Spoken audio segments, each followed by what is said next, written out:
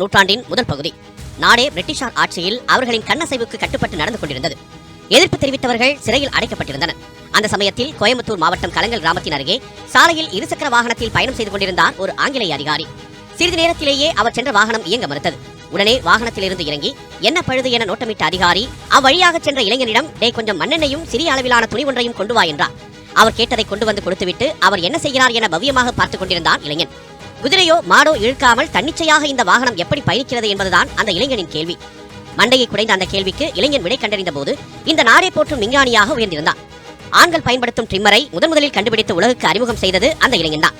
நாட்டிலேயே முதல் தொழில்நுட்ப கல்லூரி, முதல் நவீன பேருந்து நிலையம், இருசக்கர வாகன உற்பத்தி தொழிற்சாலை, கடிகாரம், பேனா, கால்குலேட்டர் என பல்வேறு தொழில்நுட்ப வளர்ச்சிகளுக்கும் தொடக்கப்புள்ளியாக இருந்த அந்த இளைஞன் தான் இந்திய அறிவியல் மாமேதைகளில் ஒருவரான கோபால்சாமி துரைசாமி நாயுடு என்கிற டிடி நாயுடு. தமிழகத்தின் கோயம்புத்தூரில் இருந்து சரியாக 1 மணி நேர பயண தொலைவில் இருக்கிறது கலங்கல் கிராமம்.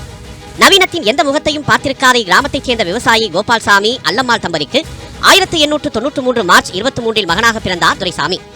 ஆரம்ப கல்வியை லட்சுமி நாயக்கன் பாளையம் கிராமத்தில் பயின்றார். ஆனால் துரைசாமி நாயுடுவுக்கு பள்ளிக்கு செல்வதில் ஈடுபாடு இருக்கவில்லை. ஆசிரியர் கண்டித்து பார்த்தாலும் தேர்வதாக இல்லை. மேலும் வகுப்பில் குறும்புத்தனத்துடன் இருப்பதாக ஆசிரியர் கூறியதால் மகனது போக்கு அவரது தந்தைக்கே பிடிக்காமல் போனது. இவனை வழிக்கு கொண்டு வர வேண்டுமென்றால் இப்படித்தான் செய்ய வேண்டும் என நினைத்த கோபால்சாமி தோட்டத்து வீட்டில் தங்க வைத்து படிப்புதான் வரல, வேலையாவது செய் என்று கூறினார். பகல் முழுவதும் வேலை, இரவில் ஏதேனும் தனக்கு பிடித்த புத்தகத்தை படிப்பது என்பது படங்களைத்தான் அதிகம் கவனித்தார். அந்த சமயத்தில்தான் வரப்பில் நடந்து சென்று கொண்டிருந்த போது வயலில் கிடந்த பாட்டிலை கண்டார். அதில் ஆங்கிலத்தில் எழுதப்பட்டிருந்தது. மொழி தெரியாததால் அப்பகுதியில் இருந்த ஆங்கிலேயரிடம் இதில் என்ன எழுதியிருக்கிறது என கேட்டார். இது அமெரிக்காவில் தயாரிக்கப்பட்ட பார்க் டேவிஸ் எனும் வலி நிவாரணி என்றார் அந்த அதிகாரி. அவரது உதவியுடனே அமெரிக்காவிலிருந்து வலி நிவாரணியை இறக்குமதி செய்து மக்களுக்கு குறைந்த லாபத்தில் விற்றார் நாயுடு. சிறு வயதிலிருந்தே அவரது சிந்தனையும் செயலும் எளிய மக்களின் வளர்ச்சியை நோக்கியே இருந்தது. அதை மெய்ப்பிக்கும் வகையில் விவசாயிகளின் கூலியை உயர்த்தச் சொல்லி பண்ணையாளர்களிடத்தில் வலியுறுத்தினார். கோரிக்கைகள் நிறைவேறவில்லை. அதற்கு பதிலாக தான் சம்பாதித்த பணத்தை கூலி விவசாயிகளுக்கு கொடுத்தார். புதிய விஷயங்களில் அதிக ஈடுபாடு காட்டும் டிடி நாயுடுவின் வாழ்க்கையை மாற்றிய தருணம் ஒரு ஆங்கிலேயர் மூலமே அரங்கேறியது. இருசக்கர வாகனத்தில் சென்ற அதிகாரியின் வாகனம் ஏன் பாதியில் நின்றது என்ற கேள்விதான் அவரை வேறொரு கோணத்தில் யோசிக்க தூண்டியிருந்தது. இந்த நிகழ்வு நடந்த அடுத்த நாளே கோவைக்கு புறப்பட்டார் நாயுடு. கையில் பணம் இல்லை, சாப்பாட்டுக்கு என்ன செய்வது? ஒரு உணவு விடுதியில் மாதம் 3 ரூபாய் சம்பளத்துக்கு சர்வராக வேலைக்கும் சேர்ந்து விட்டார். ஒரு வழியாக 3 ஆண்டுகள் உருண்டோட கையில் 400 ரூபாய் சேமிப்பும் கிடைத்தது. மீண்டும் எட்டி பார்த்தது அவரது கனவு. உடனே பிரிட்டிஷ் வருவாய் அதிகாரி லாங்கஷைரை பார்க்க புறப்பட்டு விட்டார் நாயுடு. தொழில்நுட்பங்கள் மீதான நாயுடுவின் ஆர்வத்தை கண்டு வியந்த லாங்கஷைர் அவரிடமே தனது இருசக்கர வாகனத்தை விட்டுவிட்டார். மோட்டார் சைக்கிளை வாங்கியவுடன் முதல் வேலையாக என்ன செய்தார் தெரியுமா? அதனை பாகமாக பிரித்து தரையில் வைக்க ஆரம்பித்து விட்டார். அது எவ்வாறு செயல்படுகிறது என்பதை அவரால் சுலபமாக புரிந்து கொள்ள முடிந்தது. வண்டி பாகங்களை மீண்டும் தானே இணைத்து அதன் தன்மையை முற்றிலுமாக உள்வாங்கிக் கொண்டார். சில வருடங்களுக்கு பின் ஒண்டிப்புதூரில் உள்ள பருத்தி ஆலையில் வேலைக்கு சேர்ந்தார். தானே ஒரு பருத்தி ஆலையை கோவை சிங்கநல்லூரில் நிறுவினார். தனது தொழிற்சாலையில் சில புதுமையான தொழில்நுட்பங்களையும் அறிமுகப்படுத்தினார். கிட்டத்தட்ட 1 லட்சம் ரூபாய் வரை பருத்தி ஆலை லாபம் ஈட்டியது. அப்படியே பருத்தி வியாபாரத்திலும் ஈடுபட முடிவெடுத்து பம்பாய் சென்றார். அந்நாளில் பம்பாயில் பருத்தி வியாபாரம் செய்வது சூதாட்டத்திற்கு நிகரான ஒரு வணிகமாக கருதப்பட்டது. அது டிடி நாயுடுவிற்கு கை கொடுக்கவில்லை. சில நாட்களிலேயே வெறும் கையுடன் கோவை திரும்பியவர் தொழிலில் ஏற்பட்ட நஷ்டத்தை ஈடுகட்ட மீண்டும் ஒரு உணவு விடுதியில் சர்வராக பணி செய்யும் நிலைக்கு வாழ்க்கை புரட்டி போட்டது. சில காலம் ஸ்டேன்ஸ் எனும் ஆங்கிலேயரின் வீட்டில் வேலையாளாகவும் பணியாற்றினார். அப்போது ஷெவர்லே ட்ரக்குகளை வெளிநாட்டிலிருந்து இறக்குமதி செய்து விற்பனை செய்து வந்தார் ஸ்டேன்ஸ். காலையில் உணவகத்தில் வேலை செய்துவிட்டு மாலையில் ஸ்டேன்ஸ் வீட்டிற்கு சென்று விடுவார் நாயுடு. அவர்கள் மூலமே ஆங்கிலம் கற்றுக்கொள்ளவும் ஆரம்பித்தார். ஸ்டேன்ஸ் வீட்டில் வேலை செய்ததால் கிடைத்த ஊதியத்தை அவரிடமே கொடுத்து பத்திரப்படுத்தி வைக்குமாறும் கூறியிருந்தார். எதற்காக இதனை சேமிக்கிறாய் என்று ஸ்டேன்ஸ் கேட்டதற்கு பேருந்து ஒன்றை வாங்க திட்டமிட்டுள்ளதாக தெரிவித்தார். இந்த பதிலை கேட்டு மகிழ்ந்த ஸ்டேன்ஸ், இப்படி சேமித்தால் நீ பேருந்து வாங்க நீண்ட காலம் ஆகிவிடும். நான் உனக்கு சொந்தமாக ஒரு பேருந்து தருகிறேன். அதனை ஓட்டி சம்பாதித்து அதற்கான பணத்தை கொடு என்று தன்னிடம் இருந்த பேருந்தை டிடி நாயுடுவிற்கு கொடுத்தார் ஸ்டேன்ஸ். ஒரு நாள் கூட விடுமுறை விடவில்லை. ஒவ்வொரு நாளும் உழைத்தார். உடுமலைப்பேட்டையிலிருந்து திண்டுக்கல் வரையும், பழனியிலிருந்து பொள்ளாச்சி வரையும் என பேருந்து இயங்கியது. சூரிய வம்சம் படத்தில் வரும் சரத்குமார் போல தானே பேருந்தை இயக்கினார். தன்னுடைய கடின உழைப்பால் 12 ஆண்டுகளில் நூற்றுக்கணக்கான பேருந்துகளுக்கு சொந்தக்காரரானார். அதிக அளவிலான பயணிகள் வரத்தே லாபத்திற்கு காரணம் என்றார் அவர். ஒரு பேருந்தின் உதவியாளராக பணியாற்றுகிறவருக்கு ஓட்டுநர் பயிற்சியும் அளிப்பார். அப்படியே அடுத்த பேருந்து வந்ததும் அதற்கு ஓட்டுநராக்கி விடுவார். சுமார் 3000 பேர் நாயுடுவால் ஓட்டுநர் பயிற்சி பெற்றதாக சொல்லப்படுகிறது. அத்தோடு நிறுத்திவிடவில்லை. தன் பேருந்துகளுக்கான பணிமனை ஒன்றையும் தானே அமைத்தார். அக்காலத்தில் எந்த பேருந்து நிறுவனங்களுக்கும் சொந்தமாக பணிமனை இருக்கவில்லை. அதனை செய்து காட்டியதோடு பணிமனையில் தன் பேருந்துகளை திறம்பட மெருகேற்றும் வேலைகளையும் செய்தார்.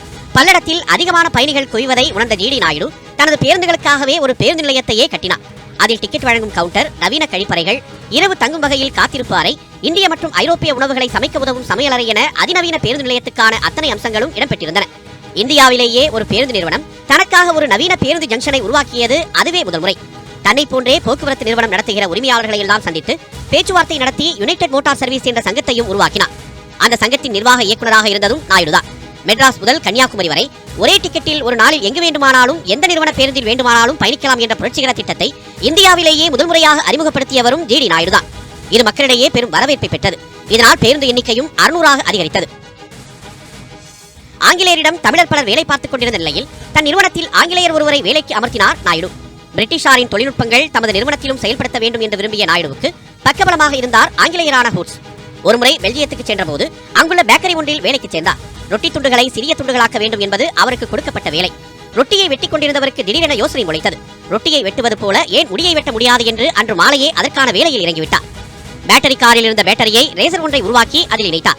Racer ready. அதற்கென ஜெர்மனியில் காப்புரிமையும் பெற்றார். தற்போது பிரபலமாக உள்ள ட்ரிம்மருக்கு ஆரம்ப புள்ளியே அதுதான். உலகமே பயன்படுத்தும் ட்ரிம்மரை 100 ஆண்டுக்கு முன்பே ஒரு தமிழன் கண்டுபிடித்து விட்டார் என பெருமை பொங்க கூறலாம்.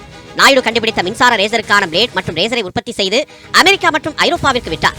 முழு வடிவமைப்பையும் வாங்க வெளிநாட்டு நிறுவனங்களிடமிருந்து அழைப்பு வந்தாலும் அதனை கொடுக்க மறுத்துவிட்டார். தன் கண்டுபிடிப்பால் நாடு பயனடைய வேண்டும் என்பதுதான் அவரது விருப்பம்.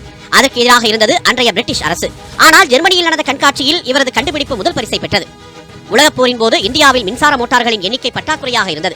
இவற்றையெல்லாம் ஏன் நாம் உள்நாட்டிலேயே தயாரிக்க கூடாது என்று யோசித்தவர் அதற்கான வேலையிலும் ஈடுபட்டார். பாலசுந்தரம் என்பவரது உதவியோடு இந்தியாவின் முதல் மின்சார மோட்டாரை தயாரித்தார். அதிலும் வெற்றியே கிடைத்தது.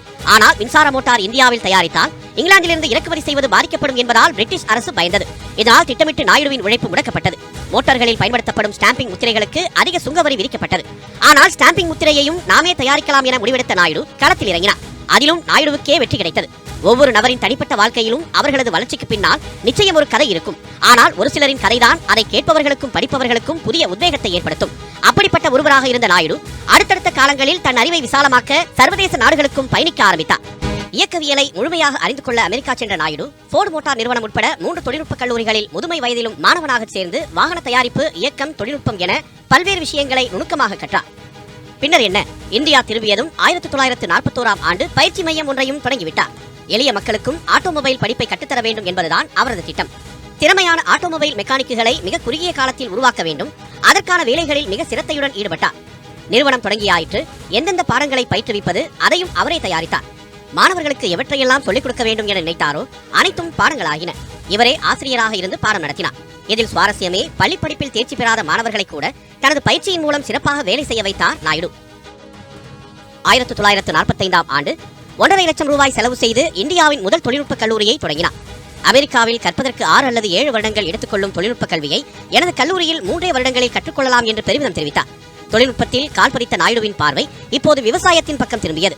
ஆங்கிலேயர் ஒருவர் பயன்படுத்திய துருப்பிடித்த துப்பாக்கி நாயுடுவிற்கு கிடைத்தது. அதை சரி செய்த பின்னர் வேலை செய்கிறதா என சோதனை செய்ய 7 தோட்டாக்களை போட்டு 7 வாழை மரங்களில் சுட்டு பார்த்தார். விளையாட்டாக ஒரு வாழை மரத்துளையில் வெறும் களிமண்ணை வைத்து அடைத்தார். அடுத்த 6 வாழை மரத்துளைகளில் மாட்டின் கோமியம், ஆட்டு இறைச்சி, பேட்டரி அமிலம், வெறும் களிமண் என ஒவ்வொன்றாக வைத்து அடைத்தார். அங்கு ஒரு அதிசயம் நிகழ்ந்தது. நாயுடு களிமண், அமிலம் என ஒவ்வொரு மரமாக வைத்ததில் 2 வாழை மரங்கள் அழிந்து போயிருந்தன. ஆனால் ஒரு மரம் வழக்கத்தை விட அதிக உயரம் வளர்ந்திருந்தது. இது என்ன வினோதம் என்று யோசித்தவர் தனது அடுத்த ஆராய்ச்சியை தொடங்கிவிட்டார். 50 வாழை மரங்களை நட்டு 7 வருடங்கள் தொடர்ந்து கவனித்து வந்தார். 7 வருடங்களுக்கு பின் ஒவ்வொரு மரமும் ஒவ்வொரு விதமான வளர்ச்சியை கொடுத்தது. இந்த வித்தியாசம் அவரை ஆச்சரியமடைய வைத்தது. சோளம், பருத்தி என அடுத்தடுத்து விவசாய ஆராய்ச்சியில் இறங்கினார் நாயுடு. ஒரு சோளம் விளைய வேண்டிய இடத்தில் 30க்கும் மேற்பட்ட சோளக்கதிர்களை வளரச் செய்தார். 8 அடிக்கு வளர வேண்டிய சோளக்கதிரை 15 அடி முதல் 20 அடி வரை வளர வைத்தார். 6 மாதம் மட்டுமே வாழும் துவரை செடியை 8 வருடம் வரை வளர வைத்தார். ஒரு ஏக்கருக்கு 600 படி அளவு தர வேண்டிய துவரையை 5000 படி வரை தர வைத்து சாதனை படைத்தார். கிராமத்தில் 4 பேர் கொண்ட ஒரு குடும்பத்திடம் என்னுடைய 6 துவரை செடிகள் இருந்தால் போதும், வருடம் முழுவதும் அவர்களுக்கு துவரை பற்றாக்குறையே இருக்காது என்றார் நாயுடு. ஒரே பப்பாளி மரத்தில் சிறியது முதல் பெரிய அளவு வரை 6 வகையான வடிவம் கொண்ட பப்பாளியை வெவ்வேறு சுவையில் உருவாக்கி காட்டினார். இதெல்லாம் சாத்தியமே இல்லை என்றார் நோபல் பரிசு பெற்ற விஞ்ஞானி சர் சி வி ராமன். அவரை தன் தோட்டத்திற்கு அழைத்து வந்து நாயுடு காட்டினார். நாயுடுவின் தோட்டத்தில் விவசாயத்தில் ஒரு புரட்சியே நடந்து கொண்டிருப்பதை பார்த்த ராமன் நாயுடுவின் வித்தியாச முயற்சியை கண்டு ஆடித்தான் போனார். நாயுடுவின் அறிவை கண்டு மலைத்து போன ராமன் தொழில்நுட்பத்தில் செய்தது போல தாவரவியலிலும் அற்புதங்களை நிகழ்த்தி இருக்கிறார் நாயுடு. இவர் கோடியில் ஒருவர், நமக்கு கிடைத்த பொக்கிஷம் என தன் கைப்பட எழுதி கொடுத்துவிட்டு சென்றார். மேக் இன் இந்தியா திட்டம் தற்போது பெரிய அளவில் பேசப்படுகிறது. ஆனால் 80 ஆண்டுகளுக்கு முன்பே அதனை நிகழ்த்தி காட்டியவர் ஜிடி நாயுடு. ஒரு அரசு செய்யும் வேலையை அன்றே ஒரு தனி மனிதராக இருந்து சாதித்து காட்டினார் சாதனை தமிழர் நாயுடு. பால் பாயிண்ட் பேனா, அதற்கு தேவையான ரேஃபில், விலை குறைந்த கடிகாரம், கார்பன் பேப்பர் இவற்றையெல்லாம் தயாரிக்கும் இயந்திரங்கள் என பல விஷயங்களை இந்தியாவில் முதல் முறையாக உருவாக்கினார் நாயுடு. ப்ரொஜெக்டர், கடைசல் இயந்திரம், துளையிடும் கருவி என பல்வேறு தொழிற்சாலைகளை தொடங்கினார். இதில் கவனிக்கத்தக்க விஷயமே, இதில் பணியாற்றியவர்கள் அதிகபட்சம் 3வது அல்லது 4வது வரை மட்டுமே படித்தவர்கள். அவர்களுக்கு அனைத்து தொழில்நுட்பத்தையும் கற்றுத்தந்து அவர்களை அடுத்த கட்டத்திற்கு முன்னேற்றினார். தொழில் வளர்ச்சி ஒருபுறம் இருந்தாலும் குடிசை மற்றும் சாலைகளில் வாழும் ஏழை மக்கள் வாழ்வில் ஒரு முன்னேற்றத்தை ஏற்படுத்திவிட மாட்டோமா என்ற ஏக்கம் அவருக்கு இருந்தது. அப்படி உருவானதுதான் ஏழைகளுக்காக ஒரே நாளில் வீடு கட்டும் திட்டம். 2 வருட ஆராய்ச்சிக்கு பிறகே இந்த முடிவுக்கு வந்தார். அப்போது குடியரசு துணைத் தலைவராக இருந்த வி கிரியை அழைத்து காலை 8:30 மணிக்கு துவக்க விழாவை நடத்தியவர் அன்று இரவு 9:30 மணிக்கு பணியை நிறைவு செய்து அவரை வைத்தே திறப்பு விழாவும் நடத்தியிருக்கிறார். இவரது அசாத்திய திறமையை கண்டு பிற மாநிலத்தவர்கள் மிரண்டு போனார்கள். தான் கண்டுபிடித்த வீடு கட்டும் வழிமுறையை பின்பற்றினால் 4 வருடத்தில் நாட்டு மக்களின் வீட்டு பற்றாக்குறையை தீர்க்கலாம் என நம்பினார். கேமராக்கள் மீதும் புகைப்படம் எடுப்பதிலும் ஆர்வம் கொண்டவராக இருந்தார் நாயுடு. சொந்தமாக வீடியோ பதிவு செய்யும் கேமராவை வைத்திருந்தார். மாணவர்கள், விஞ்ஞானிகள், தலைவர்கள் என தன்னை சந்திக்க வரும் அனைவரையும் புகைப்படமும் வீடியோ பதிவும் செய்வது அவரது வழக்கம். தனக்கென ஒரு ஸ்டுடியோவையே அமைத்திருந்தார். ஜெர்மனியின் டசால்டாப் தெருக்களில் வேட்டி சட்டையுடன் சுட்டிக் கொண்டிருந்த டிடி நாயுடுவை அந்நாட்டின் போலீசார் அழைத்து விசாரித்தனர். பெரியார், அம்பேத்கர், காந்தி, நேரு, இந்திரா காந்தி, காமராஜர், கருணாநிதி, எம்ஜிஆர், வாஜ்பாய் என தன்னை பார்க்க வந்த பலரையும் தன் கேமரா வழியே படம் பிடித்திருக்கிறார். பெரியாருடனும் திராவிட கழகத்துடனும் தொடர்ந்து நெருக்கமாக பயணித்தார் நாயுடு. ஜிடி நாயுடுவின் கண்டுபிடிப்புகளின் மீது பெரியாருக்கும் மிகுந்த மரியாதை இருந்தது. ஆனால் தமது கண்டுபிடிப்புகளுக்கு மத்திய அரசு அதிக அளவில் வரி போட்டதை கண்டித்து 1954 ஒரு நிகழ்ச்சிக்கு ஏற்பாடு செய்தார் நாயுடு. தம்மால் கண்டுபிடிக்கப்பட்ட பொருட்களை பொதுமக்கள் மத்தியில் உடைப்பதற்காகவே ஏற்பாடு செய்யப்பட்ட அந்த நிகழ்ச்சி பெரியார், அண்ணா, மோகன் குமாரமங்கலம் என பலரும் பங்கேற்றனர். இறுதியாக பேசிய பெரியார், நீங்கள் செய்த காரியம் பைத்தியக்காரத்தனமான காரியம் என பேசினார். முட்டாள்தனம் என்ற சொல்லை வாபஸ் வாங்குமாறு கூட்டத்தினர் கூச்சலிட்டனர். ஆனால் பெரியார் அதனை பொருட்படுத்தாது தொடர்ந்து பேசினார். நீங்கள் ஏன் உங்கள் கண்டுபிடிப்பை உடைக்க வேண்டும்? இதற்கு காரணமான டில்லி ஆட்சியை அல்லவா உடைக்க வேண்டும் என்றார். எத்தனை எதிர்ப்புகள் வந்த போதிலும் நாயுடு துவண்டு போனதில்லை. தொடர்ந்து புதிய புதிய கண்டுபிடிப்புகளை நிகழ்த்திக் கொண்டே இருந்தார். மக்கள் மீது அதிகம் பற்றுக்கொண்ட நாயுடு சொந்த பணத்தில் மக்களுக்காக மருத்துவமனை ஒன்றை கட்டி தந்தார். ஓடி ஓடி உழைத்தவர் ஒரு நாள் உடல்நலக்குறைவால் பாதிக்கப்பட்டார். 1973 ஆண்டு ஜிடி நாயுடுவின் உடல்நலம் குன்ற தொடங்கியது. தன்னிடம் இருந்த அனைத்து பேருந்துகளையும் விற்று அதிலிருந்து பெற்ற பண மொத்தத்தையும் பள்ளிகள், நிறுவனங்கள், அரசு சாரா அமைப்புகளுக்கு நன்கொடையாக வழங்கினார். 1974 ஜனவரி 4ஆம் தேதி இயற்கை அவரை அழைத்துக் கொண்டது. ஆனால் தன் இறுதி நாள் வரை தொழில்நுட்பங்களின் மீதான அவரது ஆர்வம் குறையவே இல்லை. அவர் மறைந்தாலும் அவரின் அறிவியல் கண்டுபிடிப்புகள் மூலம் இப்போதும் வாழ்ந்து கொண்டுதான் இருக்கிறார். மான்செஸ்டர் ஆஃப் இந்தியா என கோவை அழைக்கப்படுவதற்கு பின்னால் இருந்த அந்த உழைப்பாளி சாட்சாத் நாயுடுதான். அவர் புகழ் இந்த வானுள்ள வரை இருக்கும்.